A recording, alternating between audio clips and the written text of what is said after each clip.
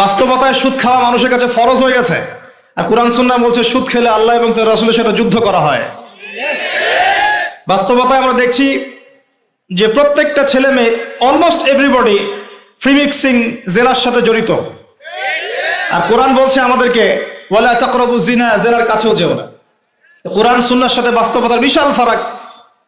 কোরআন সুন্নাহ বলছে আল্লাহ পাকের জমিনে লা ইলাহা ইল্লাল্লাহ এর পতাকা উড়বে, কিন্তু আমরা দেখছি আল্লাহর এই বিশাল জমিন পুরো পৃথিবীতে এখন কাফেরদের পতাকা উঠছে। কোরআন সুন্নাহ আল্লাহ পাক বলছেন যে পরিবারগুলো হতে হবে আদর্শ পরিবার, জান্নাতের টুকরার মতো। আর আমরা বাস্তবতা দেখছি, দেখুন অলমোস্ট এভরি পরিবারের মধ্যে ফাসাদ আর ফিতনা, মনে হচ্ছে এক একটা জাহান্নামের টুকরা হয়ে যাচ্ছে।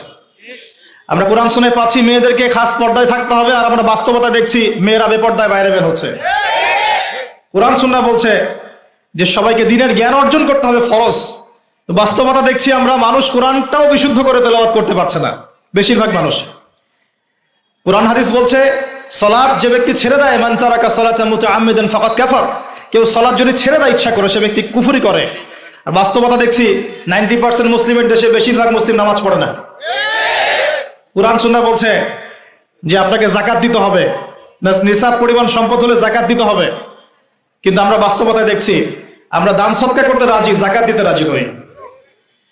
অনেক ফারাক। আমি চিন্তা শিখলাম যে দুনিয়া আর কোরআন সুন্নাহ একভাবে চলছে না। কোরআন এবং সুন্নাহ আমাদেরকে বলছে কোরআন সুন্নাহকে হাতে নিয়ে আমরা প্রায় 1250 বছর এই বিশ্বটাকে শাসন করেছিলাম, আর আজকে বিগত 200 থেকে 300 বছর আমরা দেখছি আমরা শাসিত। মানুষ আমাদেরকে উঠতে বললে উঠি, বসতে বললে বসি। আল্লাহ পাক সুদকে হারাম করেছেন, সারা বিশ্বে এখন সুদ ভিত্তিক ব্যাংকিং সিস্টেম চলছে, সবখানে সুদী এনজিও চলছে। আল্লাহ পাক কোরআন সুন্নাহয় বলছেন মুহাম্মদুর রাসূলুল্লাহ, মুহাম্মদ সাল্লাল্লাহু আলাইহি ওয়াসাল্লাম সর্বশেষ রাসূল। আমরা দেখছি সমাজে এমন মানুষও বের হয়েছে বলছে মুহাম্মদ সাল্লাল্লাহু আলাইহি ওয়াসাল্লাম শেষ নবী নন, আরো নবী আসতে পারে। আছেন এমন মানুষ? আছে। কত পার্থক্য কোরআন এবং সুন্নাহর সাথে বাস্তবতার, এটা এই কোরআন সুন্নাহর জ্ঞানে ডুব না দিলে আপনি বুঝতে পারবেন না। কত ফিতনা। আল্লাহ পাক বলেন ওয়াতাসিমু বিহাবলিল্লাহি জামিআ, তোমরা একত্রিত থাকো, আল্লাহর রজ্জুটাকে শক্ত করে ধরো, ঐক্যবদ্ধ থাকো। বাস্তবে দেখছি ঐক্যের বালাই নাই আমাদের মধ্যে, ঐক্যের কোনো বালাই নাই। আমরা নিজেদের মধ্যেই, নিজেদের ঘরানার মধ্যেই শত শত দলে বিভক্ত হয়ে গেছে, আমাদের শক্তি হারিয়ে গেছে। তরুণ প্রজন্ম, আমরা বিকেলে ক্যাডেট কলেজে গিয়েছিলাম, আলহামদুলিল্লাহ একটা প্রসঙ্গ মিস করেছি, একটু বলে নিই পরে ভুলে যাব।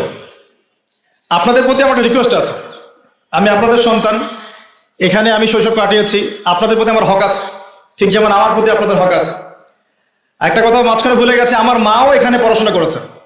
এই যে কলেজের মাঠে আমি লেকচার দিচ্ছি, এই কলেজ থেকে আমার মা ডিগ্রি পাস করেছে, বুঝতে পারছেন?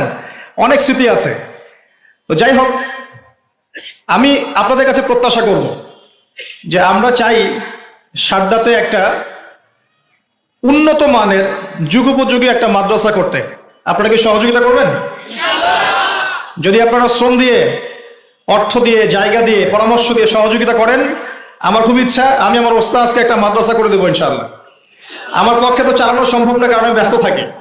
আমার জীবনটা মুসাফিরের মতো, আজকে এখানে কালকে ওখানে। এই যে এখন এখানে বসে আছি, রাত 10টায় সময় দেওয়া আছে চাঁপাইনবাবগঞ্জ। এগুলো তো মানুষ বোঝে না। আর আপনাদেরকে কষ্ট দিয়ে তাদের মন রক্ষা করতে পারছি না, তাদেরকে কষ্ট দিয়ে আপনাদের মন রক্ষা করতে পারছি না। মানুষ বোঝে না যে আমরা কত কষ্টের উপরে থাকি। এই পথটা এত সহজ নয়।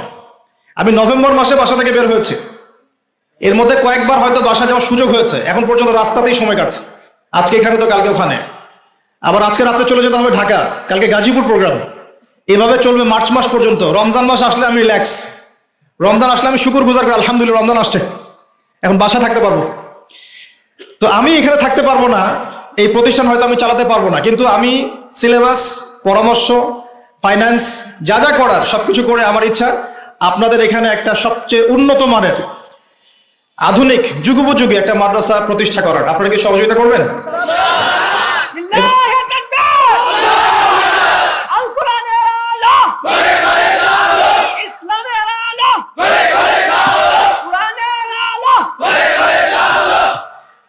আর আমি গতানুগতিক যে চিরায়ত সিস্টেম, এর বাইরে চিন্তা করতে চাই। যেমন আমরা শুধু এককেন্দ্রিক শিক্ষা শিখবো না, আমাদেরকে জেনারেল এবং ইসলামিক উভমুখী শিক্ষা সমন্বয় করতে হবে। এই যুগে যদি কোরআন সুন্নাহকে কেন্দ্র করে বিশ্বকে শাসন করতে হয় বা বিশ্বকে চ্যালেঞ্জ করতে হয়, তাহলে এককেন্দ্রিক জ্ঞান যথেষ্ট নয়। আপনাকে জ্ঞানের ক্ষেত্রে ভার্সেটাইলিটি আনতে হবে। এবং আমি চেষ্টা করবো ইনশাআল্লাহ একদম শুরু থেকেই, বাচ্চা থেকে যেন দাওরা পর্যন্ত প্রত্যেকটা ক্লাসে জেনারেল এবং ইসলামিক শিক্ষার একটা সমন্বয় থাকে। আল্লাহ পাক তৌফিক দান করুন। এবং আমার ইচ্ছা এই প্রতিষ্ঠানটার দায়িত্ব আমি আমার ওস্তাদকে দিয়ে দেবো ইনশাআল্লাহ। এটা হচ্ছে ছাত্র হিসাবে আমার ক্ষুদ্র একটা ঋণ পরিশোধের প্রচেষ্টা। আমি এখন আলহামদুলিল্লাহ কোরআনের অনেকটা অংশ মুখস্থ করেছে। যখন ওস্তাদ আমাকে পড়াতেন তখন আমি হাফেজ ছিলাম না, কিন্তু এখন আলহামদুলিল্লাহ আমার 84 বা 85টা সূরা মুখস্থ আছে আলহামদুলিল্লাহ। তখন আমার এটা ছিল না। তো এই যে সারা জীবন, এবং আমার কিন্তু স্টুডেন্ট আছে অনেক, এবং আমার কিছু প্রতিষ্ঠান গড়ে উঠেছে বাংলাদেশ আলহামদুলিল্লাহ। ঢাকাতে একটা, রংপুরে একটা, ইনশাআল্লাহ রাজশাহীতেও একটা হবে। আর আল্লাহ যদি চান তাহলে সমুদ্রের পারে কক্সবাজার, সেখানেও ইনশাআল্লাহ একটা প্ল্যান চলছে ইনশাআল্লাহ। তো এখানে আরো কিছু কোর্স আমি লঞ্চ করার চেষ্টা করেছি, যেখানে একজন জেনারেল শিক্ষিত ভাই 1 বছরের মধ্যে ইসলামের বেসিক 6টা সাবজেক্ট শিখবেন ইনশাআল্লাহ তাআলা। আমি বলছি না আপনারা মুফতি মুহাদ্দিস হয়ে যাবেন, খালি বেসিক নলেজ গুলো শিখবেন ইনশাআল্লাহ তাআলা। কোরআন, হাদিস, আকীদা, ফিকহ, ইসলামের ইতিহাস এবং রাসূল সাল্লাল্লাহু আলাইহি ওয়াসাল্লামের সিরাত, এই 6টা মেজর সাবজেক্ট আপনাকে শেখানো হবে 1 বছর ইনশাআল্লাহ। 1 বছর পর আপনি ফিল করবেন যে 1 বছর আগে আপনি যা জানতেন 1 বছর পর আপনার জ্ঞানটা অনেক বেশি আলহামদুলিল্লাহ। এবং দাওয়া ট্রেনিং কোর্স চালু করতে হবে যাতে করে দায়ীদেরকে তৈরি করা যায়। এবং উভমুখী শিক্ষার সমন্বয় দরকার। আপনি যদি কোরআন সুন্নাহয় দক্ষ হন আলহামদুলিল্লাহ, কিন্তু সমসাময়িক জ্ঞানগুলো না থাকে, তাহলে আপনি কোরআন সুন্নাহকে হাতে নিয়ে পশ্চিমা বিশ্বকে চ্যালেঞ্জ করতে পারবেন না। আবার যদি শুধু জেনারেল শিক্ষায় শিক্ষিত হন, যেমনটা আমরা হচ্ছি, এখানে ইসলামের বেসিক বিষয়গুলো না থাকে, নামাজ, কালিমা, তাওহীদ, আকীদা, ফিকহ, হ্যাঁ, এই যে বেসিক বিষয়গুলো, কোরআন তেলাওয়াত, আরবি ব্যাকরণ, আরবি ভাষা, হাদিস, এগুলো না থাকলে কিন্তু আপনি শুধু জেনারেল শিক্ষা দিয়ে পরকালে পার পাবেন না। তো এখানে একটা মেরুকরণ আছে, এটাকে হারমোনিয়াসলি কানেক্ট করতে পারলে ইনশাআল্লাহ তাআলা আশা করা যায় আমরা কিছু করতে পারি না পারি, আমাদের পরবর্তী প্রজন্মটা ইসলামকে নিয়ে আল্লাহর জমিন, আল্লাহর দিন কায়েম করবে ইনশাআল্লাহ।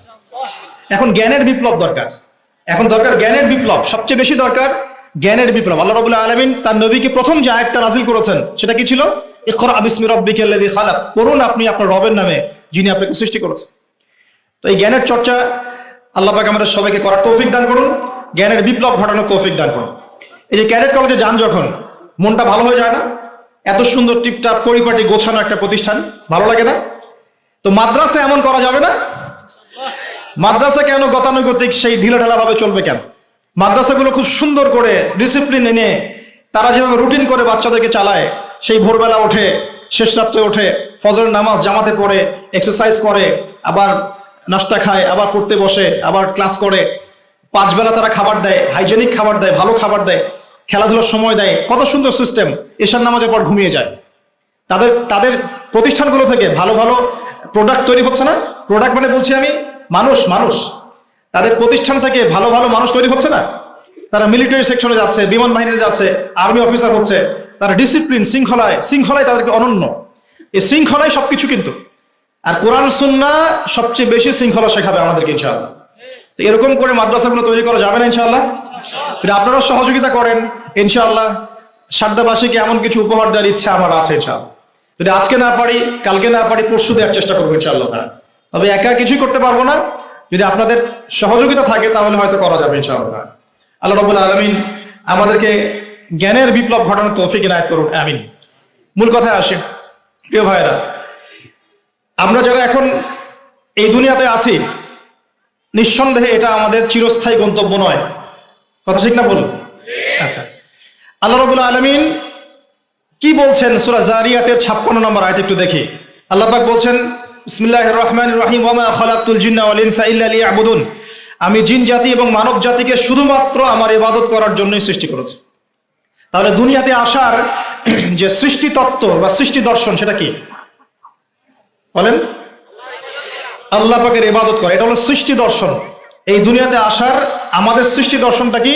ওয়া মা খালাকতুল জিন্না ওয়াল ইনসা ইল্লা লিয়াবুদুন, মানুষ আর জিনকে সৃষ্টি করেছি শুধু আমার ইবাদত করার জন্য। এখন অনেকে প্রশ্ন করতে পারে, তাহলে কি দুনিয়াবি কাজগুলো আমরা করব না? উত্তর হচ্ছে না, দুনিয়াবি কাজ আপনি করবেন, এবং দুনিয়াবি প্রতিটা কাজই আপনার ইবাদত বলে কাউন্ট হবে, গণ্য হবে, যদি আমি এই কাজগুলো একটা পদ্ধতি মেনে করি, সেটা হলো নবী সাল্লাল্লাহু আলাইহি ওয়াসাল্লামের সুন্নত মেনে করি, ব্যাস, দ্যাটস অল। রাত হয়েছে, ঘুমাবেন, ঘুমটা যদি নবীর সুন্নাহ মতো হয়, আপনি প্রত্যেক সেকেন্ডে নেকি পাবেন ইনশাআল্লাহ। ইস্তেঞ্জা করবেন, ইস্তেঞ্জাটা যদি নবীর সুন্নাহ মতো হয়, নেকি পাবেন ইনশাআল্লাহ। যদি আপনি খাবার খান, খাবার খাওয়াটাও যদি নবীর সুন্নাহ মতো হয়, নেকি পাবেন। এমনকি স্ত্রী সহবাসও যদি আপনি করেন নবীর সুন্নাহ মেনে, তো তারপরেও নেকি হবে ইনশাআল্লাহ। আর কি চাই বলেন? কাপড় চোপড় পরা, ওযু করা, গোসল করা, ব্যবসা বাণিজ্য, চাকরি বাকরি, আমাদের প্রফেশনগুলো যেগুলো আছে, দাওয়া, দিনের কাজ করা, দুনিয়ার কাজ করা, সবকিছুই ইবাদত হবে ইনশাআল্লাহ যদি একটা সুন্নাহ আমরা মেনে চলি, সেটা হলো নবী সাল্লাল্লাহু আলাইহি ওয়াসাল্লামের আদর্শ এবং তরিকা ফলো করি। তার তরিকা বাদ দিয়ে অন্য কোনো তরিকা কি ফলো করা যাবে? উত্তর হচ্ছে না। তার তরিকা বাদ দিয়ে অন্য কোনো তরিকা ফলো করা যাবে না। তবে সেই ব্যক্তির কথা নেওয়া যাবে যার কথা এবং কাজ রাসূল সাল্লাল্লাহু আলাইহি ওয়াসাল্লামের সাথে মিলে যায়। কোনো সমস্যা আছে? কিন্তু কোন ব্যক্তি যত বড়ই হোক না কেন, তার কথা এবং কাজ যদি রাসূল সাল্লাল্লাহু আলাইহি ওয়াসাল্লামের সাথে না মিলে, তাহলে সেটা নেওয়া যাবে না। আল্লাহ পাক দুনিয়াতে পাঠিয়েছেন তার ইবাদত করার জন্য। আর ইবাদত মানে শুধু নামাজ, রোজা, হজ, যাকাতই নয়, বরং আপনার পারিবারিক জীবন থেকে শুরু করে অর্থনৈতিক জীবন, ব্যবসা বাণিজ্য এবং পলিটিক্যাল লাইফ, সবকিছু ইবাদত ইনশাআল্লাহ, যদি আপনি নবীর তরিকা মতো করতে পারেন। এখন একটা প্রশ্ন আসবে, এই ইবাদতটা কি আমরা শুধু ব্যক্তি জীবনেই করব, ইবাদতের জীবনেই করব, না পুরো জীবনে করব? এখন এই দাওয়াতটার খুব বেশি প্রয়োজন। আমরা অনেকেই নামাজ পড়ি কিন্তু সুদও খাই, আছি না? নাই? অনেকে তাহাজ্জুদ পড়েন কিন্তু ঘুষ খান, আছেন না? অনেকে মাশাআল্লাহ দান সদকা করেন, ভালো কাজও করেন, আবার বেপরদায় চলেন, এমনটা আছে না? এখানে বুঝতে হবে যে ইবাদত মানে শুধুমাত্র নামাজ, রোজা, হজ, যাকাতই নয়, বরং ইবাদত মানে আপনার জীবনের প্রতিটা ক্ষেত্রই ইবাদত ইনশাআল্লাহ। যখন আপনি নামাজ, রোজা, হজ, যাকাত করছেন, তাসবিহ, তাহলিল, জিকির, আজকার করছেন, এগুলো ইবাদত হচ্ছে আলহামদুলিল্লাহ। একই সাথে যখন আপনি ব্যবসায় আসবেন, তখন মাপে কম দেওয়া যাবে না, তখন পণ্যে ভেজাল দেওয়া যাবে না, তখন আপনি মিথ্যা কসম খেয়ে পণ্য বিক্রি করতে পারবেন না, তখন আপনি মজুত করতে পারবেন না, কৃত্রিম সংকট তৈরি করতে পারবেন না। এখানেও আপনাকে সুন্নাহ ফলো করতে হবে।